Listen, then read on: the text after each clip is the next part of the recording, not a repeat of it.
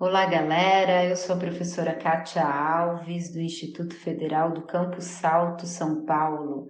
Estou aqui hoje para apresentar para vocês o primeiro podcast do projeto de extensão Diálogos, Intersecções entre Gênero, Raça e Classe e os Artefatos Culturais de Lazer. O projeto Diálogos é uma ação de extensão do Campus Salto, que tem como objetivo principal discutir os temas de atravessamento de gênero, raça e classe, enfatizando as comunidades LGBTQIA+, negros e negras, as mulheres e as minorias sociais. Hoje o nosso tema é sobre Novembro Azul e sobre o autocuidado masculino. A gente agradece as parcerias da Banca da Ciência, Meninas nas Exatas, Colore Afro e o Núcleo Diversitas. Somos do IF Salto e hoje contamos com a participação da nossa professora Vânia Gomes. O tema de hoje vai enfatizar a comunidade trans e o autocuidado em relação à prevenção do câncer de próstata. Obrigada pela participação de vocês. Continue conosco e nos acompanhe pelas redes sociais. Aproveitem o programa. Olá, bem-vindo ao primeiro episódio do podcast do projeto Diálogos, Interseccionalidade de Classe, Raça e Gênero. No episódio de hoje, abordaremos o tema Novembro Azul e a inter-relação do câncer de próstata na comunidade trans.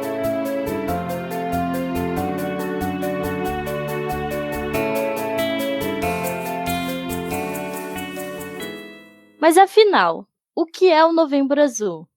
O Novembro Azul é uma campanha de conscientização realizada todos os anos no mês de novembro, dirigida à sociedade para a conscientização a respeito de doenças, com ênfase na prevenção e no diagnóstico precoce do câncer de próstata. Infelizmente, a falta de representatividade e a invisibilidade nas campanhas de conscientização também faz com que pessoas trans não procurem ou não saibam da necessidade de prevenção. Por isso, a Associação Nacional de Travestis e Transsexuais, ANTRA, ressalta que o exame também deve ser feito mesmo em travestis, mulheres transgênero, mesmo aquelas que já passaram pela cirurgia de redesignação. Mas devemos alertar também que o fato que a formação médica no Brasil não se aprofunda no tema de saúde das pessoas trans, o que acarreta no distanciamento entre a população e os profissionais da saúde. Eu sou a Adriele Mesquita e para a realização desse podcast estão aqui presentes os integrantes do projeto Diálogos: Ana Laura Cavalcante, Catarina Micheloni, Nicole Máximo e Pedro Trovilho. Oi, pessoal! Para contribuir aqui com o nosso podcast, temos uma convidada mais do que especial, nossa querida professora Vânia Gomes. Professora, doutora, com formação transdisciplinar, com licenciatura em Filosofia, graduada em Pedagogia, Administração Escolar e Engenharia de Computação. Mestrado e doutorado em Filosofia da Educação, participou do programa de pós-doutorado em Linguística Aplicada. Atualmente, colabora com o grupo de pesquisa Erlang do IEL Unicamp e coordena o grupo de pesquisa LI-MC no IFESP Salto. Em todas as suas atuações e temas, a perspectiva é o presente, compreendido pelas investigações do passado e enraizado para ser base de um futuro de maior liberdade. Seja bem-vinda, Vânia. Ok, obrigada. Um pouco, toda vez que falo o currículo da gente, esse currículo é comprido, ele tem um detalhe, Ele apresenta a idade da gente. Então, muito obrigado, estou muito feliz com o convite de vocês.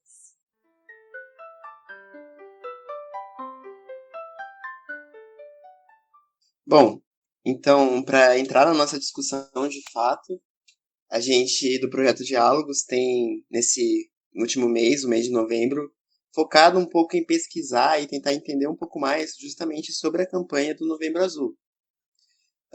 Então a gente vai falar um pouco nesse podcast sobre a origem dessa campanha, sobre como que ela está no Brasil e algumas coisas sobre o câncer de próstata também.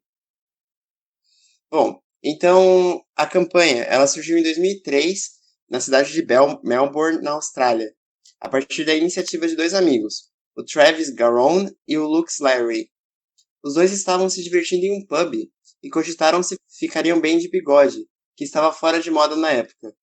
Então, inspirados pela campanha da mãe de um colega deles, que levantava fundos para combater o câncer de mama, Travis e Luke tiveram a ideia de associar o bigode com a conscientização sobre a saúde masculina. Eles escolheram o mês de novembro para deixar o bigode crescer, pois, no dia 17, já se comemorava o Dia Mundial do Combate ao Câncer de Próstata. No ano seguinte, surgiu a Movember Foundation. O nome veio da junção das palavras mustache, bigode em inglês, e November, então ficou Movember. Uma organização sem fins lucrativos que visava a arrecadação de fundos para combater o câncer de próstata. Dessa forma, mais do que deixar apenas o bigode crescer, alguns homens cultivam a barba durante todo o mês. As mulheres, por sua vez, são incentivadas a participar da campanha usando bigodes falsos e roupas na cor azul, que simboliza a luta contra o câncer de próstata. E é por isso que o movimento é conhecido como Novembro Azul por aqui, justamente por causa da cor da camisa que era usada. O Movember chegou ao Brasil em 2008, trazido pelo Instituto Lado a Lado pela Vida, em conjunto com a Sociedade Brasileira de Urologia. Já pensando na quebra do tabu sobre o toque retal, a primeira campanha teve como lema um toque, um drible, de modo a criar consciência sobre o câncer de próstata, derrubar o preconceito e incentivar os homens a se consultar e a fazer o exame se necessário. Hoje, o Novembro Azul no Brasil é marcado por diversas ações de divulgação sobre o câncer de próstata, como palestras sobre medidas de prevenção e campanhas para a realização de exames. Além disso, muitas cidades iluminam seus monumentos e prédios públicos na cor azul, de forma análoga à campanha do Outubro Rosa. Bom, agora eu vou falar sobre o Novembro Azul e o câncer de próstata em relação às mulheres trans e travestis. É muito importante salientar as mulheres trans e travestis sobre a prevenção do câncer de próstata, já que, por muitas vezes, esses indivíduos não se sentem inseridos no atendimento básico de saúde que pode se dar por conta de situações como despreparo médico, a falta de respeito ao uso do nome social, a tendência da população e até mesmo das pessoas vinculadas ao sistema de saúde, como médicos e enfermeiras, de relacionar os tipos de câncer conforme o sexo biológico e situações discriminatórias e constrangedoras, às quais essas pessoas são submetidas, como, por exemplo, maus olhares, recusa de atendimento e até práticas mais violentas, são pontos que afastam, são coisas que afastam essas mulheres trans e travestis do ambiente médico e até podem fazer com que essas pessoas não realizem exames e consultas, o que deixa esses indivíduos mais vulneráveis a doenças. Em relação à forma de prevenção, muitas mulheres trans, devido aos fatores já citados, como discriminação e constrangimento, enfim, deixam de realizar o exame de toque retal, restringindo-se apenas ao exame de PSA, o que é uma atitude muito arriscada. Na cirurgia de adequação, não ocorre a retirada da próstata, ela somente para de crescer por conta da terapia hormonal com acompanhamento médico realizado nas mulheres trans.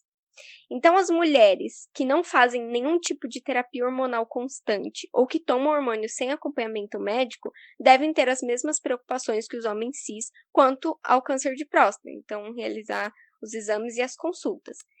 E as mulheres trans que fazem a terapia hormonal com acompanhamento médico possuem menos chances de desenvolver a doença, uma vez que a próstata para de crescer com a terapia, porém é importante realizar sim os exames de prevenção. Normalmente o exame de toque retal não costuma fazer parte dos exames de rotina requisitado a essas pessoas, porém é sim muito importante realizar os exames preventivos, principalmente nos casos de fatores de risco, como a idade, histórico familiar, raça e sedentarismo.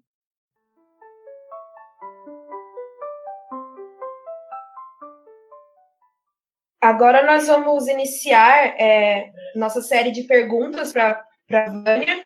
E a primeira coisa que nós gostaríamos de saber é se você poderia nos falar um pouco sobre como você descobriu o câncer, como foi o tratamento, se você sofreu algum tipo de preconceito ou se tem algo que você gostaria de destacar nessa relação da comunidade trans e o câncer de próstata. Muito bom. Então, vamos lá. Primeiro, né, as pessoas às vezes têm uma curiosidade de saber o que é, afinal de contas, a próstata, né? Ela é uma glândulazinha, né? Ali ela é pequena, né? Uma laranjinha, um limãozinho, né? E ela serve para lubrificar o esperma. Ela produz um líquido que na ejaculação dá uma mãozinha para o esperma. Por que dá uma mãozinha? Porque é um líquido extremamente alcalino e por questões de proteção, em geral, a vagina da mulher é ácida. Então, ela tenta dar uma sobrevida, uma chance, né, para o espermatozoide sobreviver lá no meio ácido. Então, ela tem essa função, né, tá ali quietinha no lugar dela. O problema é que ela pode ser, né, objeto aí do desenvolvimento do câncer. E é muito fácil perceber o desenvolvimento de um câncer pelo exame do toque retal. Por quê? Porque como ela tem um volumezinho padrão, né, qualquer alteração desse volume significativa, ela é perceptível por um médico treinado. Né? Então, ele não, vamos dizer assim, é um exame muito rápido, porque ele não precisa ir lá e pôr uma mão inteira, né? Tem muito gente que tem medo, né, que vai entrar uma mão inteira ali num toque retal. Não, né? Ele vai apenas ali com um dedo ali, rapidinho, tocou, sentiu, né, ali a lisura, se ela está lisa, se ela está com a dimensão correta, e já identificou. Né? No meu caso, o que aconteceu? Meu pai teve câncer de próstata, e com uma idade inferior à que eu tive, né? Eu tive com 57, papai, se não me engano, a primeira vez que ele teve algum indício de hiperplasia, que é o aumento da próstata, tinha por volta de 50 anos.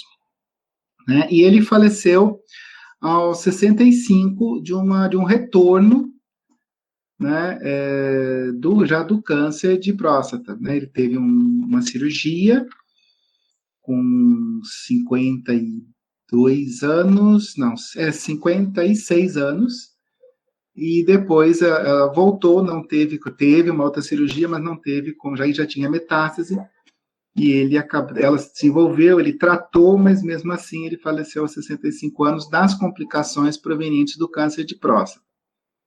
Então, por ele ter tido o câncer, eu já fazia o controle anual, né?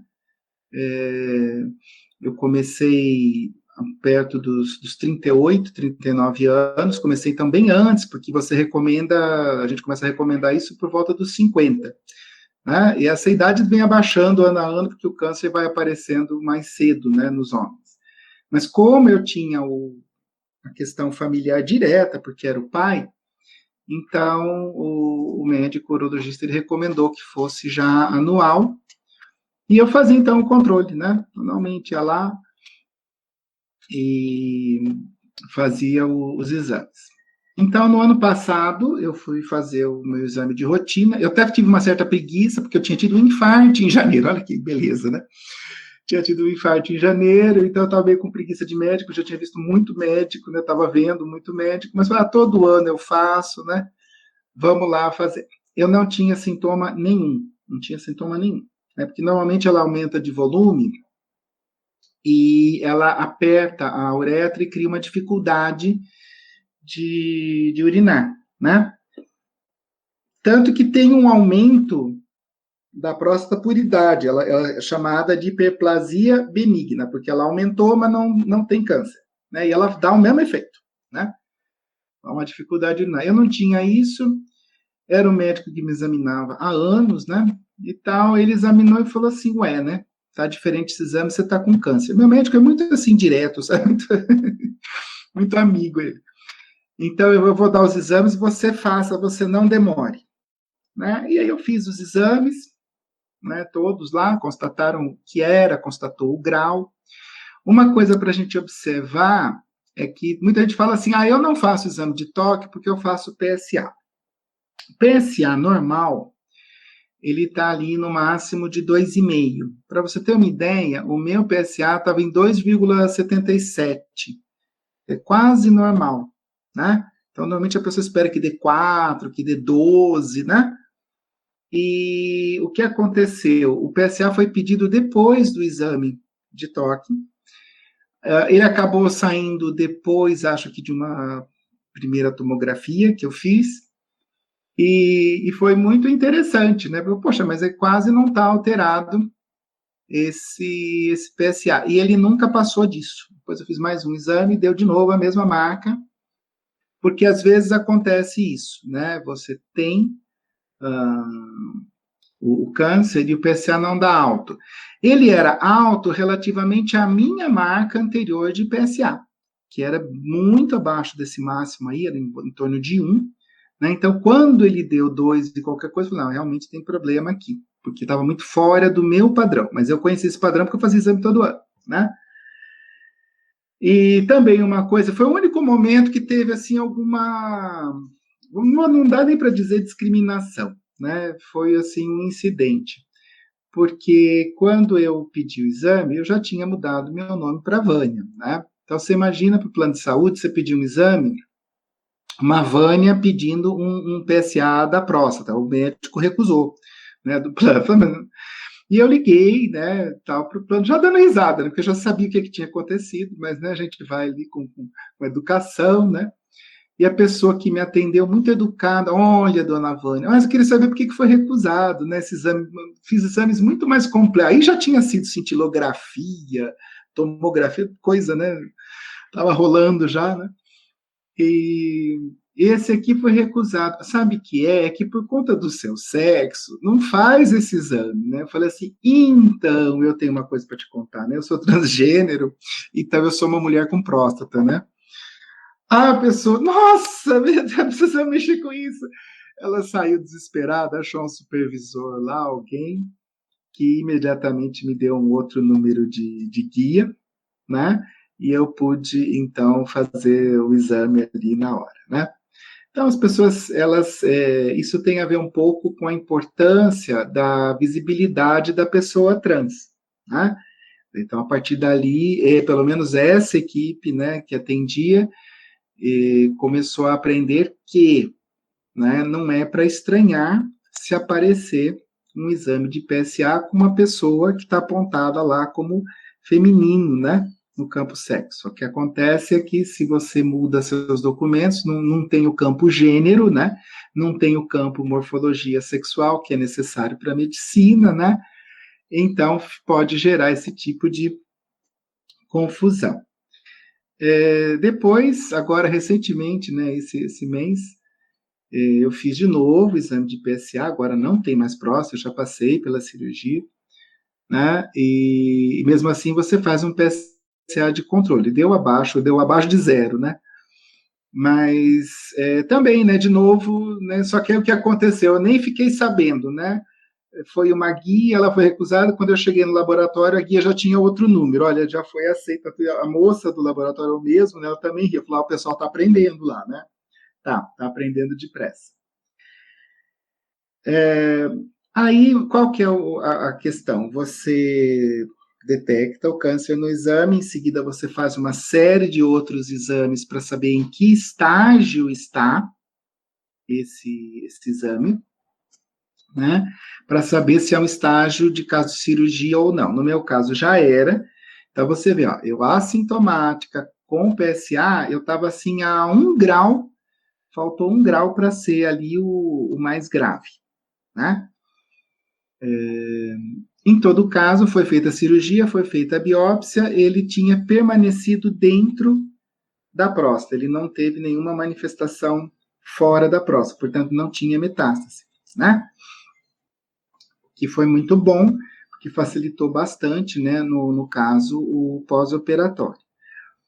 Então, as pessoas precisam ter atenção nesse primeiro quesito aí, né, que é você ter os 2 exames, né, para um ajudar o outro, né, o PSA e o exame de toque.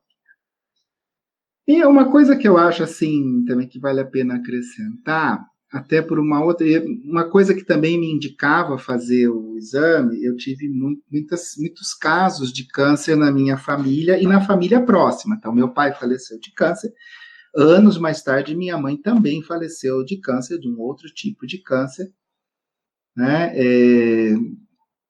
Aí eu tive 2 irmãs que tiveram câncer de mama, um irmão que ele tem a predisposição a ter o mesmo câncer que a minha mãe teve, então era muita genética trabalhando contra, por isso eu estava em cima ali, cuidando, vigiando.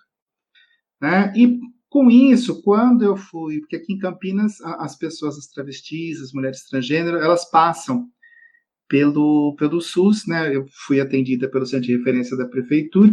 Foi uma história até engraçada. Eu fui tomar uma vacina de gripe aqui no posto de saúde e o pessoal do posto de saúde disse, não, você já passou pelo centro de referência? Eu falei, não passei pelo centro de referência. Aí me encaminharam para o centro de referência e o centro de referência me encaminhou para esse atendimento em que a médica que me atendeu, ela viu lá tudo que eu já tinha de exames, tratamento, tudo. Ela falou, falta para você uma mamografia, né? Então, eu fui fazer a mamografia, e essa sim foi uma aventura, né? Porque eu tinha lá os encaminhamentos tudo, e o pessoal sofreu, né, para conseguir, nossa, mas aí como a gente vai fazer, né? Porque como é que faz, né, numa pessoa trans a mamografia? Não que homens não façam, homens fazem, porque o câncer de mama pode dar em homem também, mas aí com outras indicações, né, outras circunstâncias, outros requisitos.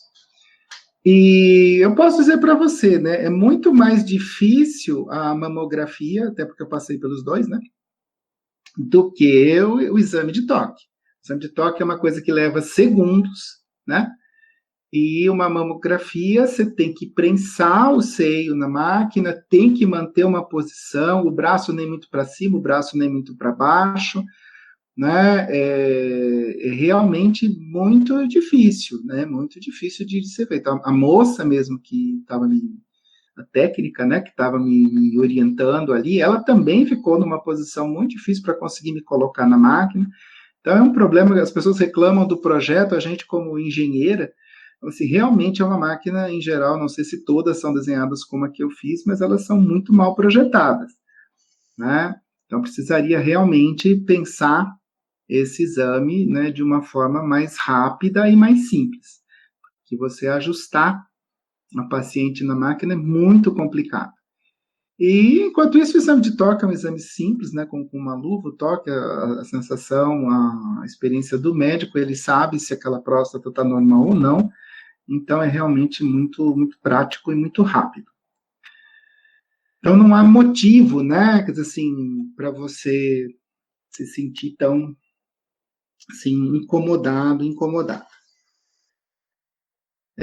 O exame, ele também vai te deixar, no caso de você não ter, né, ele vai te deixar tranquilo aí por um ano, né, o pessoal vai ficar tranquilo por um ano, né, a mesma população trans, como vocês falaram muito bem, né, que a população trans, até ela tem uma certa, tem uma relação muito, como é que eu vou dizer, contraditória com o sistema de saúde, porque acaba demandando muito, porque você precisa de um acompanhamento hormonal, você precisa, né, a pessoa que vai lá e faz uma cirurgia, faz um implante, faz uma redesignação morfológica, o que for, vai ter problemas, né, de saúde, ela vai precisar de uma assistência. Ao mesmo tempo, o sistema de saúde tem trabalhado muito para conseguir se adaptar, superar o preconceito, os preconceitos e atender. Então, eu, em particular, né, avancei ali, tanto na esfera do atendimento público como do privado, muito bem, assim, sempre muito bem tratado, né? Com essas confusões, né, mas eu já tinha, nesse caso, eu já tinha mudado o nome, então meus documentos todos, como Vânia, tudo arrumadinho, né? As pessoas sempre com muita atenção, com muito cuidado. Por quê? Porque realmente a mentalidade de preconceito, ela existe, né, mas ela vai recuando porque as pessoas vão percebendo pela visibilidade que não é nenhum bicho de 7 cabeças, né? É só uma pessoa transgênero, não é mais do que isso. Olá, pessoal! Olá, você que está ouvindo o podcast até aqui. Eu espero que esteja gostando. Mas eu vim aqui dar um comunicado. Esse episódio, infelizmente, chegou ao fim. Se você deseja continuar ouvindo sobre o Novembro Azul, sobre o câncer de próstata e interseccionalidade com a comunidade trans, fique de olho no próximo episódio, que vai conter a parte 2 desse diálogo. Muito obrigada e até a próxima!